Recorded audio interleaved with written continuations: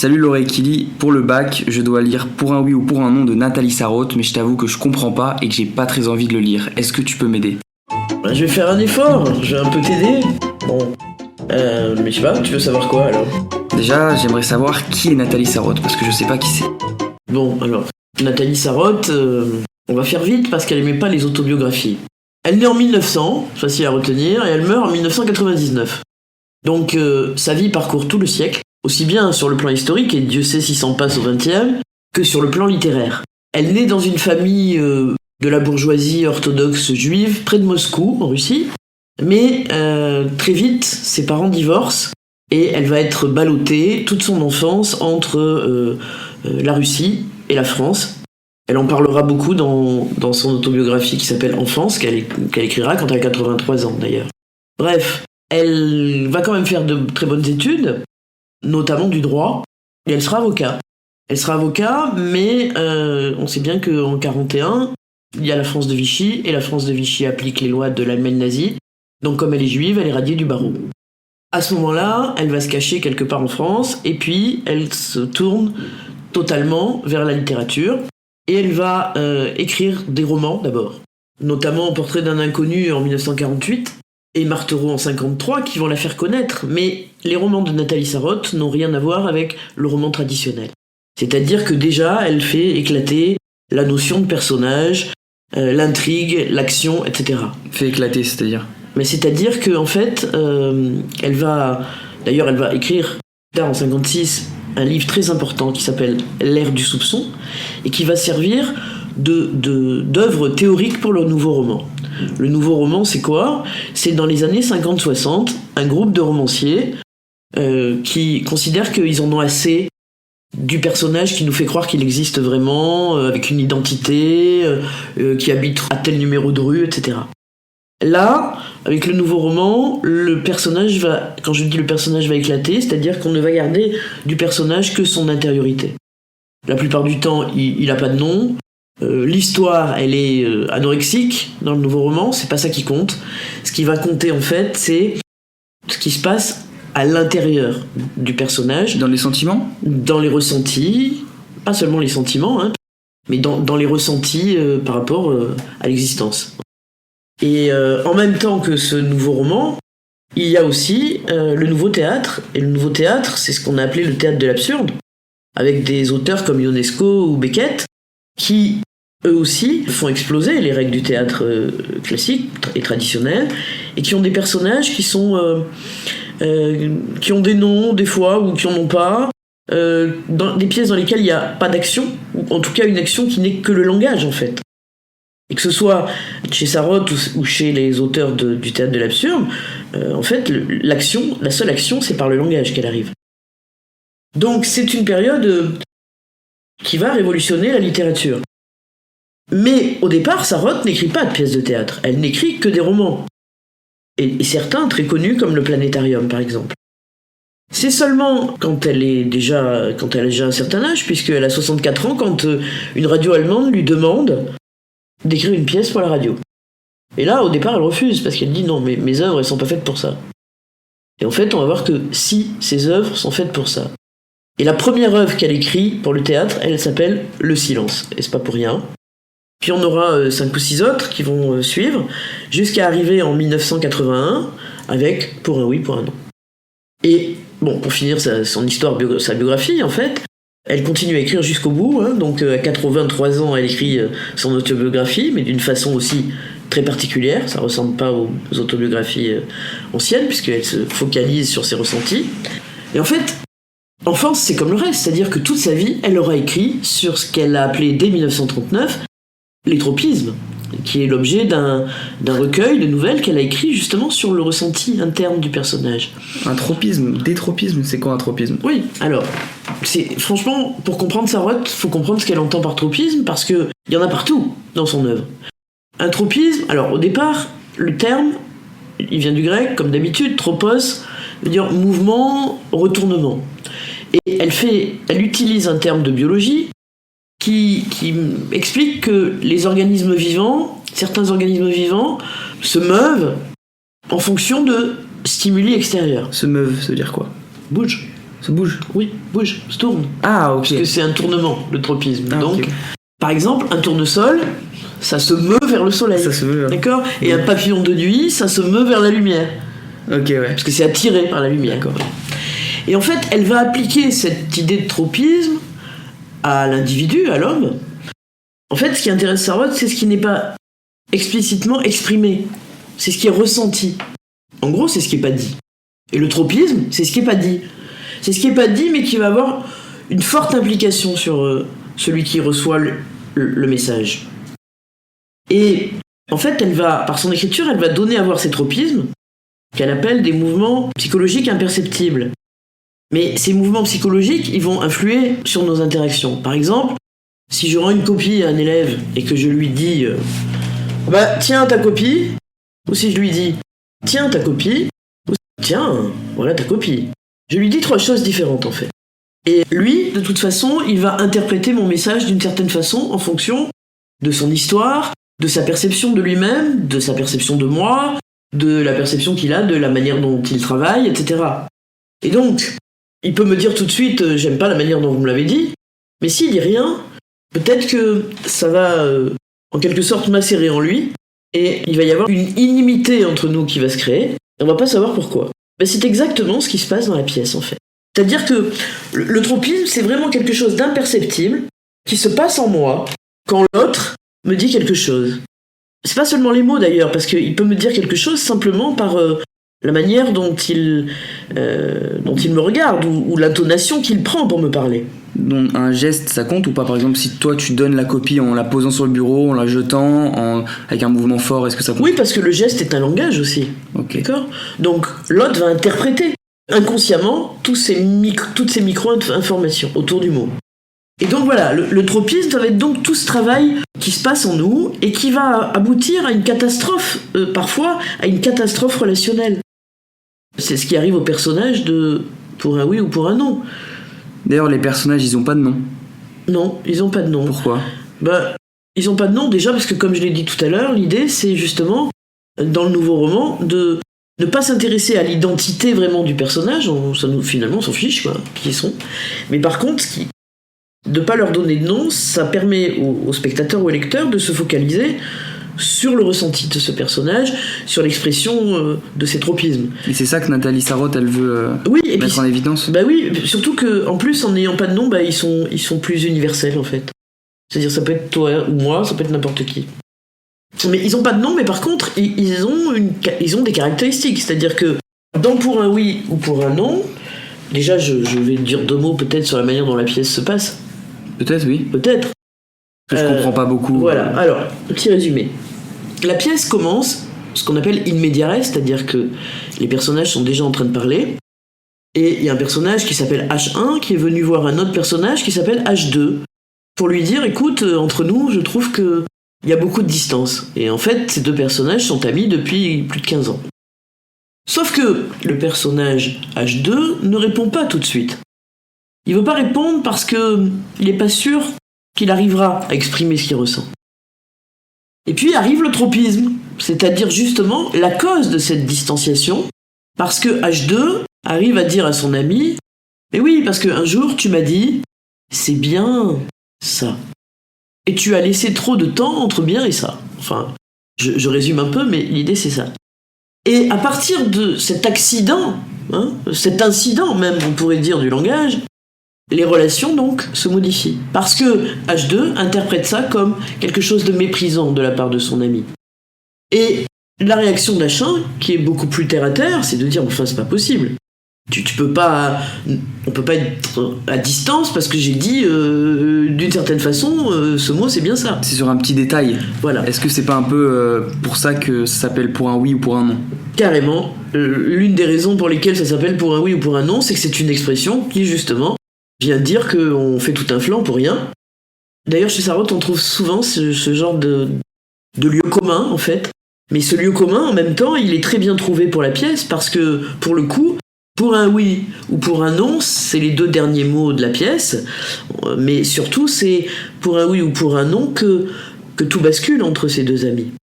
C'est-à-dire pour un rien, pour une intonation, d'accord ? Alors, on s'aperçoit, en lisant la pièce, au fil de la pièce, on s'aperçoit que il y a eu plusieurs situations comme ça. C'est-à-dire, il y a eu plusieurs moments où l'un des personnages, et la plupart du temps H2, s'est senti maltraité par l'autre. Mais c'est senti, hein. Ça ne signifie pas qu'il y avait réellement maltraitance. Mais ça change rien au problème. Et du coup, le personnage principal, c'est H1. Les personnages principaux sont H1 et H2. Mais ils sont très différents, parce que H1, c'est le bon petit bourgeois qui est heureux dans le bonheur matériel. C'est celui qui a une famille, des enfants, une belle voiture, une belle maison. H2, c'est pas du tout pareil. H2, c'est l'écorché vif, c'est le poète. Mais il veut pas qu'on l'appelle le poète parce que justement, il trouve qu'il y a du mépris dans la manière de le dire. Mais c'est en tout cas, c'est le côté, c'est plus un artiste qui est très très très vite écorché par les mots, blessé, et qui aime une vie beaucoup plus bohème, une vie, enfin bohème peut-être pas, mais en tout cas une vie beaucoup moins normée. Il y a des tas de scènes dans la pièce où il est dans ce petit appartement et où il dit à l'autre, mais je suis bien moi là, pas besoin de ton bonheur. Donc les deux personnages appartiennent à deux niveaux de société différents, et ça aussi c'est important, parce que ce que dit Sarraute à travers ça, c'est que notre identité, elle est en lien aussi avec la société et les représentations de la société, et avec ce que l'autre nous renvoie de nous en tant que membre de cette société.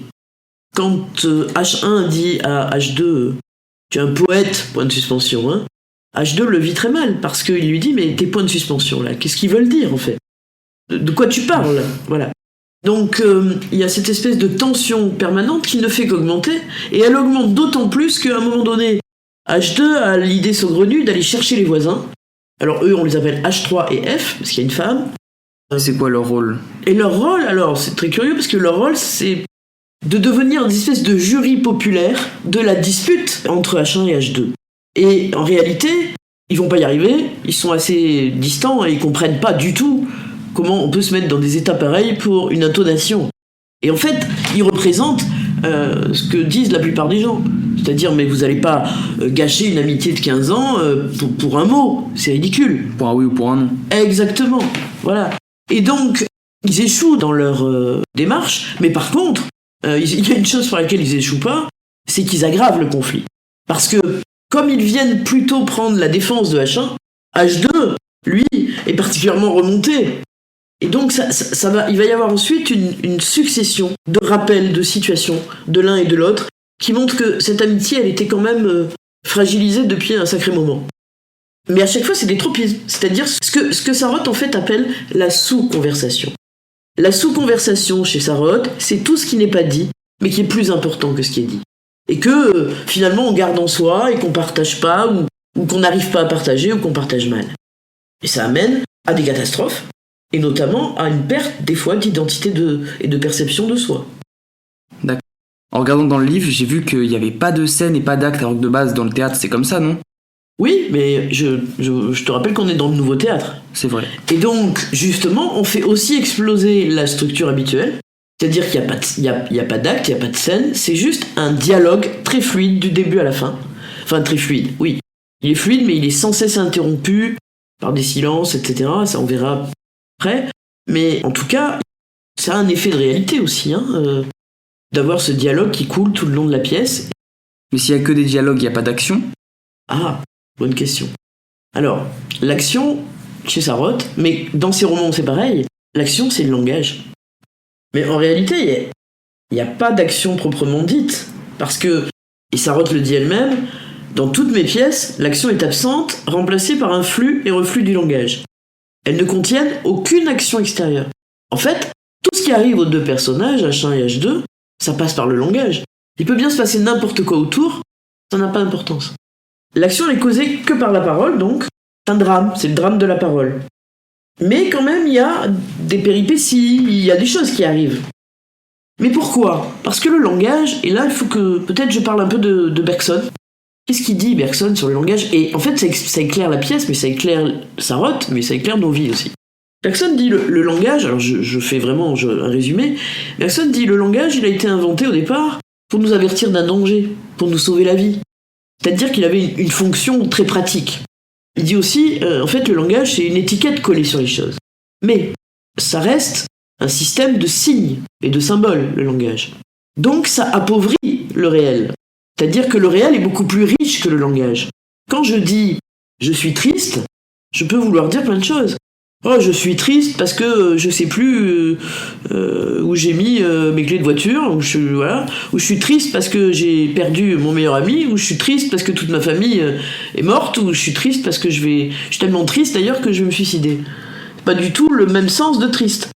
D'accord ? C'est-à-dire que le mot ne va pas pouvoir exprimer toute la palette des ressentis. Et donc, il va mener à des malentendus. Parce que l'autre en face, il n'aura pas les données pour comprendre le message. Et comme il n'aura pas les données pour comprendre le message, il va interpréter comme il pourra.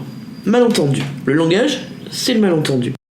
Alors, c'est très paradoxal le langage, parce que c'est absolument nécessaire, parce que sinon on ne peut pas communiquer, et en même temps, c'est quelque chose qui vient nous empêcher de communiquer correctement. C'est trop restreint.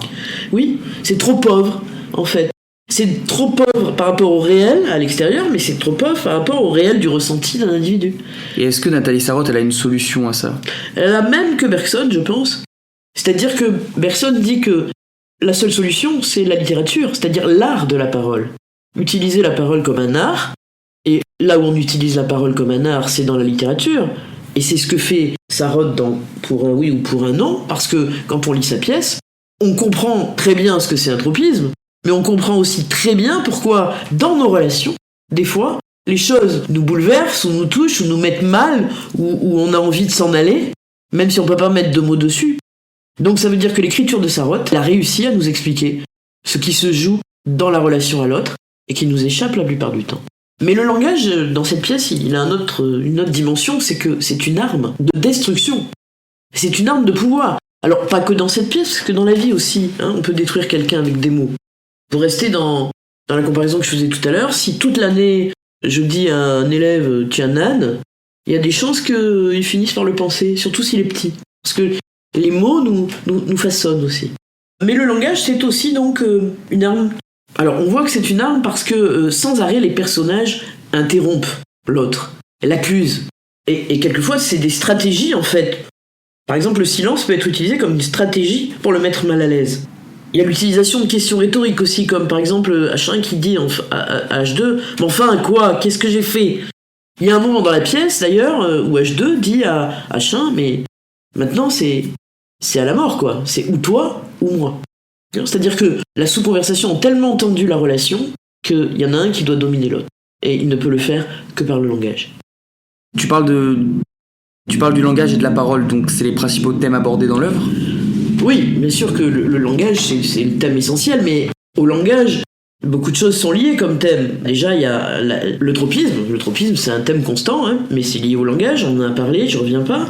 Il y a l'amitié, parce que cette amitié, elle est mise à mal, parce que la parole est totalitaire, c'est-à-dire que cette parole, la fragilité et la complexité de la relation entre H1 et H2, elle va provoquer une catastrophe. On le voit dans les propos de H2, il dit exactement... Entre nous, il n'y a pas de conciliation possible, pas de rémission. C'est un combat sans merci, une lutte à mort. Oui, pour la survie, il n'y a pas le choix, c'est toi ou moi. Et au fil de la pièce, on voit bien qu'il y a une incompréhension mutuelle entre ces deux amis. Donc la question, le thème de l'amitié, il est posé aussi. Parce que qu'est-ce que c'est que le sens d'une amitié ? Parce qu'en dépit de leur histoire commune, ces personnages ne se comprennent pas vraiment. Et on se demande... Si cette amitié, tellement elle a l'air larvée par des malentendus et des non-dits, elle a encore une chance de survivre. Et pourquoi faire ? Et ce langage, cette amitié, elle est utilisée comme un outil de domination ? Oui, c'est ce qu'on disait tout à l'heure. Et par exemple, il y a une métaphore filée dans la pièce à un moment donné où H2 accuse son ami de l'attirer chez lui comme dans une souricière. H2 dit « Eh bien, figurez-vous qu'il ne le supporte pas. Il veut à toute force m'attirer, là-bas, chez lui. Il faut que j'y sois avec lui, que je ne puisse pas en sortir. Alors il m'a tendu un piège, il a disposé une souricière. » Donc bien sûr que parmi les thèmes, il y a celui de l'amitié. Il y en a d'autres, mais les autres, on les retrouve, c'est toujours les mêmes. C'est le langage, c'est le tropisme, c'est l'identité de soi qui est mise à mal par la parole de l'autre. Et dans la pièce, du coup, on sent que H1 et H2, il y a souvent une tension entre deux. Mais comment Sarraute utilise le langage pour créer cette tension ? Justement, Sarraute est un écrivain, donc elle va utiliser toutes sortes de figures et de manières d'écrire, notamment en fragmentant en permanence le dialogue. Il y a plein de ruptures, même si tu lis pas la pièce, tu la regardes, tu vois qu'il y a des points de suspension partout. Ces points de suspension, ils sont là pour montrer soit l'hésitation, les interruptions, parce qu'on veut pas dire aussi, les non-dits, l'embarras, les pensées qu'on ne peut pas exprimer, mais qu'on a là, mais qu'on ne peut pas exprimer. Donc tout ça, même visuellement déjà, ça donne à voir ce qui se passe entre les personnages. Sarraute va utiliser des figures, par exemple, comme l'aposiopèse, qui est une figure qui consiste à interrompre brutalement une phrase. On la termine pas, et tant pis pour l'autre. Ça veut dire qu'on veut pas s'exprimer, ou ça veut dire qu'on veut pas dire les choses. C'est par exemple, dans cette phrase, « D'ailleurs, je ne vois pas pourquoi. Comment aurais-je pu ?» Rien n'est fini. Mais il y a aussi une autre figure de style qui est très fréquente pour un oui ou pour un non, c'est les panorthoses. Or, les panorthoses, c'est la marque que quelqu'un est en train de chercher le mot le plus juste possible. Donc, il va se répéter, s'interrompre, et puis se répéter, jusqu'à trouver le mot juste ou ne pas le trouver, et alors il finira pas sa phrase.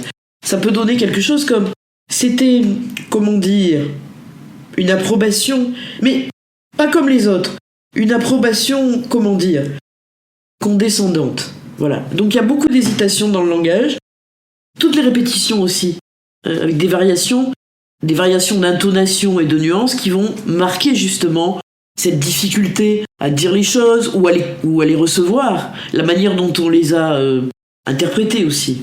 Par exemple, H2, quand il dit à H1 en parlant de son monde à lui, de son monde bourgeois, « Un petit coin de votre œil tourné vers moi, un tout petit bout de regard détourné vers moi, pour voir si je contemple, si je me tends vers ça comme il se doit, comme chacun doit se tendre. » Il y a aussi les interrogatifs qui sont très nombreuses, que le personnage s'adresse à lui-même ou qu'il adresse à l'autre.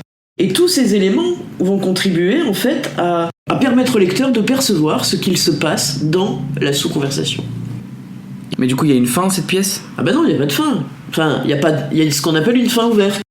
C'est-à-dire que à la fin de la pièce, on voit bien que le conflit est toujours là et qu'il y a toujours la différence entre H1 et H2.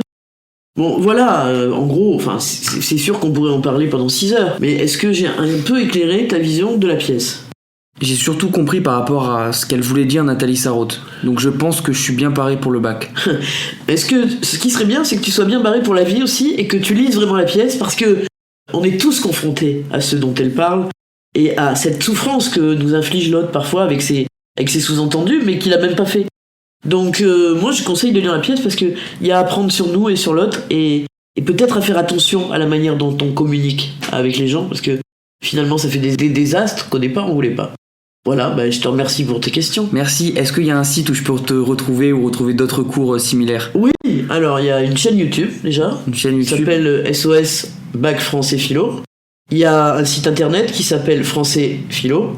Et puis on peut me retrouver c'est quoi l'adresse du site ? françaisphilo.fr. D'accord. Et on peut me retrouver aussi en podcast sur l'oreille qui lit.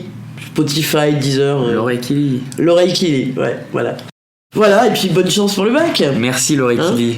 Voilà. Allez, au revoir. Au revoir.